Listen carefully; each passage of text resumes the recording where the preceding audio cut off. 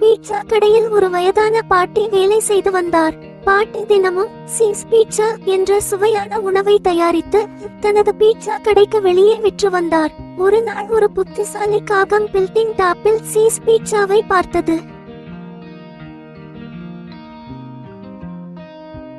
அந்த பாட்டி பீட்சா கடையின் உள்ளே தண்ணீர் குடிக்க செல்ல வெளியே காகம் பீட்சாவை பார்த்தது.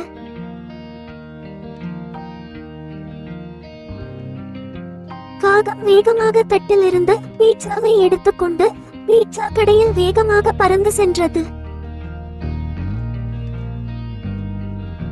காகம் பீட்சாவுடன் வெகு தூரம் சென்று ஒரு காட்டை அடைந்தது.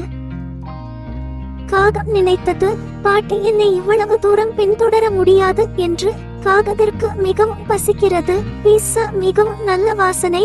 காகம் பீட்சா சாப்பிட தயாரானது. அது ஒரு மரத்தில் அமர்ந்திருக்கிறது. ஒரு நரி அந்த பக்கம் பீட்சா வாசனையால் வந்தது.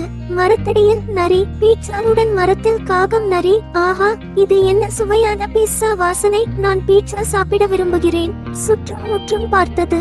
அருகில் யாரையும் காணவில்லை. அது ஆச்சரியமடைந்து காகம் பீட்சா வைத்திருப்பதை கண்டு மேலே பார்த்தது.